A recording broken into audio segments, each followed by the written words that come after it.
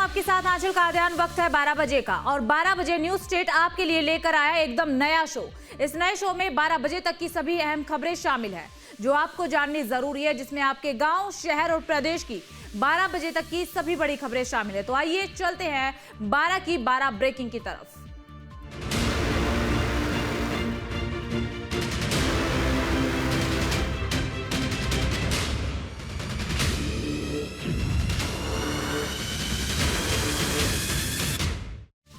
शुरुआत भोपाल से करते हैं। भोपाल से बड़ी खबर। भोपाल के इतिहास में ईरानी डेरे पर सबसे बड़ी कार्रवाई देखने को मिली है। 150 पुलिसकर्मियों ने ईरानी डेरे पर एक साथ कार्रवाई की है, जिसमें कि 22 पुरुष 10 महिलाओं को गिरफ्तार किया गया है। गिरफ्तार आरोपियों में से कई इनामी बदमाश आरोपी अलग अलग राज्यों में लूट की वारदात को अंजाम देते थे। आरोपियों के घर से अमेरिकन करेंसी और ईरानी करेंसी जब्त की गई है। 100 से ज्यादा मोबाइल चोरी के बरामद किए गए हैं। देश के अलग अलग राज्यों की नंबर प्लेट भी यहां से मिली है। कई राज्यों में लूटपाट कर इनामी डेरे में छुपते थे आरोपी। तो एक बड़ी खबर इस वक्त आपको बता रहे हैं, एक बड़ी कार्रवाई ईरानी डेरे पर की गई है। बताया जा रहा है कि अब तक की सबसे बड़ी कार्रवाई है। इसी खबर पर ज्यादा जानकारी के साथ संवाददाता अतुल शर्मा जुड़ चुके हैं। अतुल, देखिए सबसे बड़ी ये कार्रवाई की गई है, इस कार्रवाई को लेकर के क्या कुछ जानकारी? देखिए, बिल्कुल लगातार पुलिस को ये इनपुट मिल रहा था कि ईरानी डेरे पे जो लोग रह रहे हैं उसमें से कई संदिग्ध ऐसे लोग हैं जो चोरी या लूट की घटना में शामिल हैं।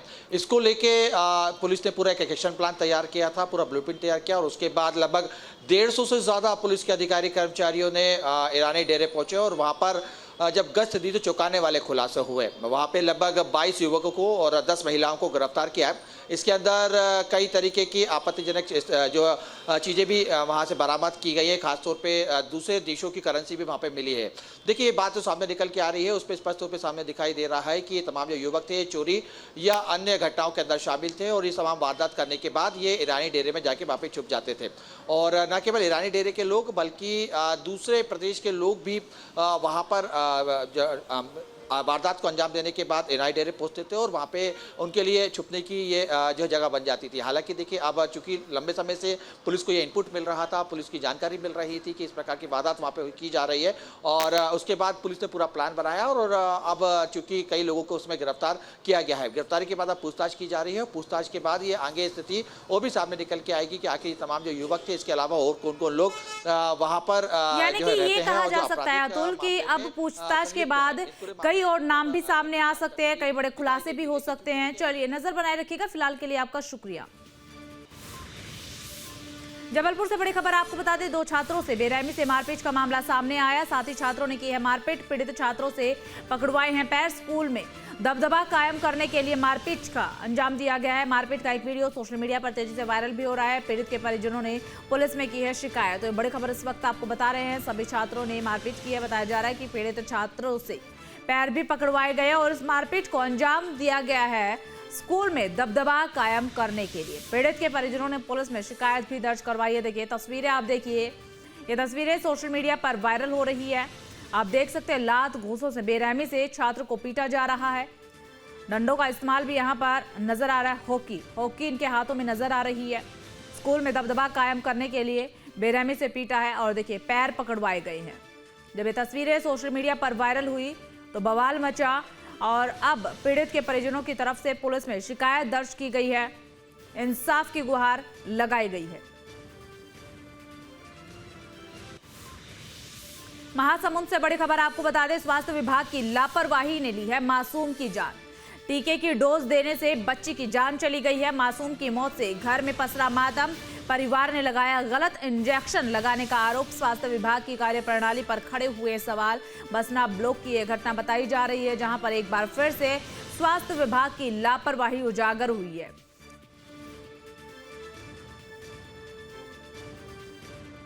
उस दिन चंदनपुर में टीकाकरण सत्र लगा हुआ था और भी बच्चों को वहाँ पे टीकाकरण कराया गया है। बाकी बच्चे भी स्वस्थ हैं वहाँ और इनका अगर स्टेप को बोल रहे हैं कि ओवरडोज हो गया है तो उनका पोस्टमार्टम किया गया है। पोस्टमार्टम जब ऑफिशियल का रिपोर्ट आएगा तभी समझ आएगा।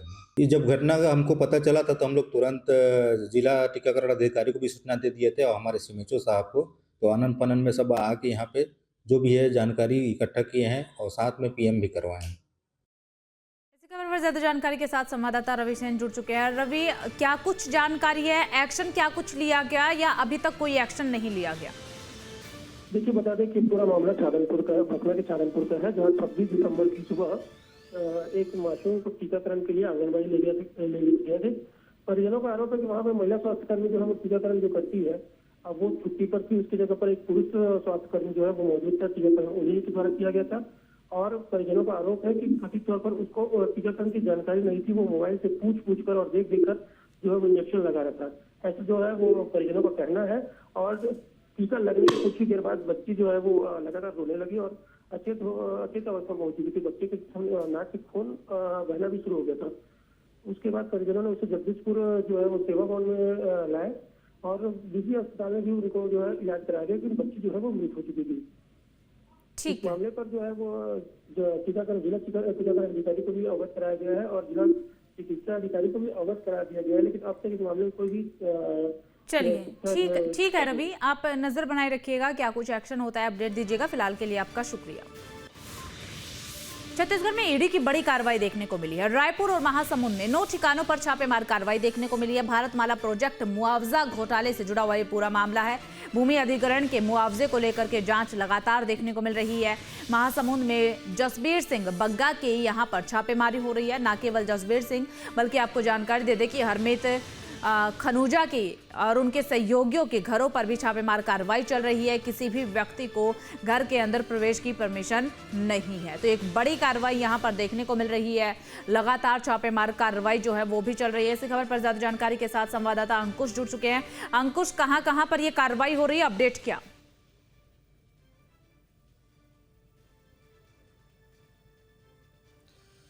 देखिए, छत्तीसगढ़ में एक बार फिर से प्रवर्तन निदेशालय की कार्रवाई ने खलबली मचाकर रखी है और प्रदेश की राजधानी रायपुर समेत आसपास के इलाकों की अगर बात करें तो महासमुंद समेत 9 जगहों पर ये छापेमार कार्रवाई की जानकारी जो है वो सुबह से निकलकर सामने आई है। सुबह करीब 6 बजे से महासमुंद इलाके के जसबीर बग्गा और हरमीत खानूजा के ठिकानों पर छापेमार कार्रवाई हुई और वहाँ के बाद उनके जो अन्य ठिकाने हैं 9 और जगहों पर इस छापेमार कार्रवाई को अंजाम दिया गया। सुबह ईडी के जो अधिकारी हैं वो इन ठिकानों पर पहुंचे हुए थे और ईडी के अधिकारी कर्मचारी जैसे ही अंदर पहुंचे उसके बाद बाहर सुरक्षा बल बड़ी तादाद में तैनात किया गया।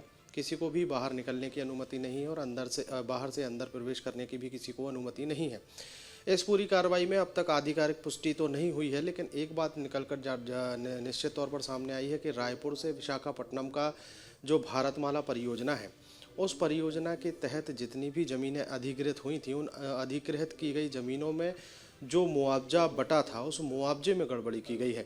बहुत सारी ऐसी जगहें रही हैं जहां जिनको छोटे छोटे टुकड़ों में बांटकर अलग अलग नामों से उसको नामांतरित कराया गया, फिर करोड़ों रुपए का मुआवजा प्राप्त किया गया। गलत तरीके से प्राप्त किए गए इस भारतमाला परियोजना के मुआवजे को लेकर बिल्कुल अंकुश, देखिए गलत तरीके से मुआवजा जो है वो वितरित किया गया, एक बड़ा घोटाला सामने आया और अब इसमें एक्शन भी क्या कुछ आगे होगा इस पर नजर रहेगी। फिलहाल आपका बहुत बहुत शुक्रिया। मुरैना से बड़ी खबर आपको बता दें, दबंगों की दबंगई सामने आई है, जहां पर दुकान से सिगरेट नहीं लाने पर फायरिंग कर दी गई है। दरअसल पीड़ित के घरों में घुस करके तोड़फोड़ की गई है। फायरिंग और पत्थरबाजी का एक वीडियो तेजी से वायरल भी हो रहा है। ये बड़ी जानकारी इस वक्त आपको बता रही है। दुकान से सिगरेट नहीं लाने पर फायरिंग का मामला सामने आया। कट्टे और बंदूक से दनादन फायरिंग। कोई हाथ में कट्टा लिए हुए है तो कोई हाथ में बंदूक लहरा रहा है। इस दौरान दबंग पत्थरबाजी भी कर रहे हैं। ये तस्वीरें मुरैना के कोतवाली थाना क्षेत्र की हैं, जहां दबंगों का हौसला इतना बुलंद है कि प्रशासन और कानून का जरा भी डर नहीं बचा। बताया जा रहा है कि नाबालिग बच्चों से दबंगों ने दुकान से सिगरेट लाने की डिमांड की, मना करने पर जमकर तांडव मचाया और पीड़ित के घर पर कट्टे बंदूक से ताबड़तोड़ फायरिंग की। इस दौरान पीड़ित पक्ष डर और भय से घर में ही दुबका रहा, जबकि दबंग सरेआम फायरिंग करते रहे। हाँ, यहाँ क्या कहते हैं, अभी हम तो राजीनामा लड़ाई कल हुई थी। कल होने के बाद में सब समाज जुड़ के राजीनामा होगा। सवेरे राजीनामा हो गया। राजीनामा के होने के बाद में अब हम तो अपने काम धंधे पर लगे। तो हम 3-4 लोग हमारे बूढ़े बड़े यहीं डोकरा बैठे थे, बोले यहीं बैठे थे द्वार पे, बिना तो सीधी आके गोली दी है, इधर गोली चलाई है। आज ज़्यादा थे और कम से कम 50 अब करे होंगे 10-12 लोन फिर किए। अब नाम तो जनता ही बोला धीरा।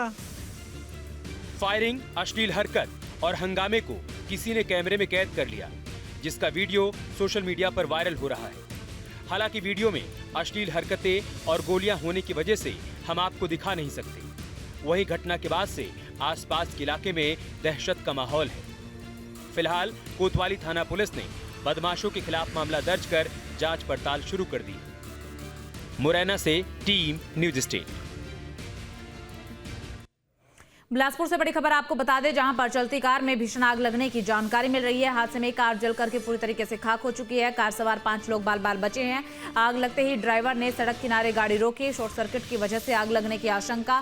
कोनी थाना क्षेत्र का ये मामला है। तस्वीरें फिलहाल आपकी टेलीविजन स्क्रीन पर आप देख सकते हैं। कार किस तरीके से धू-धू करके जल रही है। हालांकि ड्राइवर ने सूझबूझ दिखाते हुए तुरंत ही कार को सड़क किनारे लगाया। इस खबर पर ज्यादा जानकारी के साथ संवाददाता रोशन जुड़ चुके हैं। रोशन, फिलहाल क्या जानकारी है, किस वजह से ये आग लगी? देखिए, चलती स्कॉर्पियो में जो है वो भीषण आग लग गई है और कार जो है वो पूरी तरीके से जलकर खाक हो गई है। पूरी घटना जो है कोनी थाना क्षेत्र का ये बताया जा रहा है और ये उस घटना हुई जब कोतमा से अनूपपुर के साथ जो है वो कार सवार वापस लौट रहे थे। इस दौरान जो है बिलासपुर से के पास जैसे ये कार पहुंची, सिंधी के पास ये घटना निकलकर सामने जो है, जिसमें चलती स्कॉर्पियो में जो है वो आग लग गई है और कार में सवार जो 5 लोग थे वो समय रहते कार से बाहर निकल गए, जिससे उनकी जो जान है वो बच गई है। बताया जा रहा है कि शॉर्ट सर्किट की वजह से कार में जो है वो आग लग गई थी और जो आग जो है धीरे धीरे कर एक विकराल रूप ले लिया और समय रहते जो कार में सवार जो लोग थे वो वहां बाहर निकल गए, जिसके बाद जो है कार पूरी तरीके से जो है वो जलकर खाक हो गई है। शॉर्ट सर्किट से आग की आशंका जताई जा रही है। हालांकि आसपास के लोगों ने कुछ समय के लिए वहाँ कार को जो आग लगी थी उसको बुझाने की कोशिश की है, लेकिन नाकामयाब रहे। इसमें अच्छी बात ये रही कि जो कार सवार वो जो लोग थे उनकी जो जान है वो बाल बाल बच गई। बिल्कुल रोशन, ये अच्छी चीज रही कि बाल बाल वो लोग बचे, लेकिन कार कहाँ से कहाँ जा रही थी, इस तरीके की कोई जानकारी अब तक सामने आई हो? ये देखिए, ये जो कार सवार हैं वो लोग जो है अनूपपुर के रहने वाले हैं और बिलासपुर लौट रहे थे। इस दौरान सेंद्री के पास ये घटना हुई थी और इस दौरान जो है 5 लोग जो उनकी जो जान है वो बच सकी। बिल्कुल, ये सबसे अच्छी बात रही। ड्राइवर ने सूझबूझ दिखाते हुए कार को समय रहते सड़क किनारे लगाया और सभी लोग बच गए। बहुत बहुत शुक्रिया आपका रोशन, तमाम जानकारी साझा करने के लिए। कोरबा से बड़ी खबर आपको बता दें, एसएस प्लाजा में भीषण आग लगने की खबर मिल रही है। कई दुकानें आग की चपेट में आई है। फायर ब्रिगेड की टीम जानकारी मिलते ही मौके पर पहुंचती है। आग बुझाने का काम जारी। शॉर्ट सर्किट की वजह से बताई जा रही है आग लगने की आशंका, लेकिन किस कोई और वजह भी हो सकती है, उसका पता लगाने की कोशिश फिलहाल यहाँ पर की जा रही है। कोतवाली क्षेत्र में घटी ये बड़ी घटना। तस्वीरें आप देखिए, आग की लपटें आपको नजर आएंगी। पूरी तरीके से विकराल रूप ली हुई है और कई दुकानों को इन लपटों ने अपनी चपेट में लिया हुआ है। तो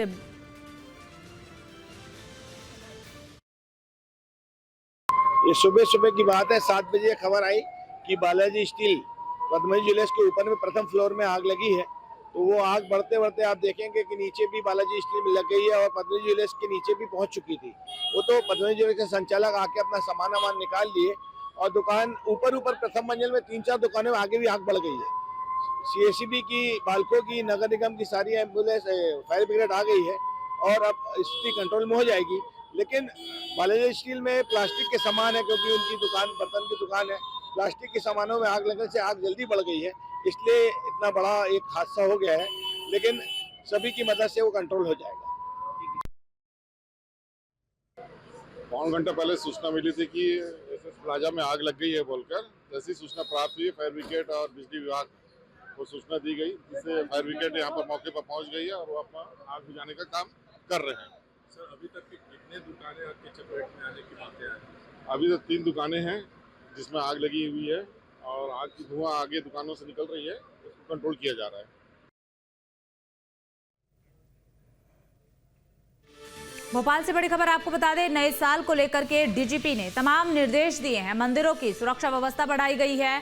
आपको बता दें कि भारी भीड़ की संभावना को देखते हुए अतिरिक्त पुलिस फोर्स को तैनात किया गया है। नए साल के जश्न पर कोई दंगा ना हो, हुड़दंग ना हो, इसको लेकर के भी यहाँ पर लगातार जो है पुलिस फोर्स को चप्पे चप्पे पर तैनात किया जा रहा है। और सीधे तौर पर यह भी कहा गया है कि अगर हुड़दंग किया तो जल्द से जल्द और तुरंत ही कार्रवाई की जाएगी। डीजीपी कैलाश मकवाना ने पुलिस अधिकारियों को तमाम निर्देश दिए हैं। शराब पीकर के ड्राइविंग की तो होगी कानूनी कार्रवाई, कई तरीके के निर्देश दिए गए। इसी खबर पर ज्यादा जानकारी के साथ संवाददाता अतुल जुड़ चुके हैं। अतुल, देखिए तमाम तरीके के वो निर्देश दिए गए हैं, क्या क्या हैं वो निर्देश, एक बार विस्तार के साथ अगर आप बता पाएं। देखिए, क्योंकि नव वर्ष के आगाज के लिए पूरी तैयारियां मध्य प्रदेश में तमाम बड़े शहरों में होती हुई दिखाई देती है। कई जगह पार्टी होगी और कई लोग ऐसे हैं जो नए वर्ष पे मंदिरों का रुख करते हैं, दर्शन करते हैं और नए साल का आगाज करते हैं।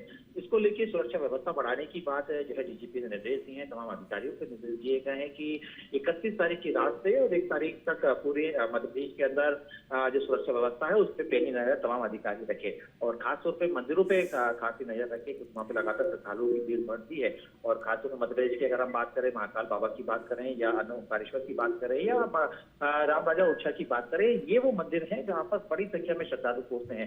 ऐसे में हो की बात की कठिनाई ना हो, सुरक्षा व्यवस्था पूरी तरीके से चाक चौबंद हो, इस पर नजर रखने की बात डीजीपी कहते हुए दिखाई दी है।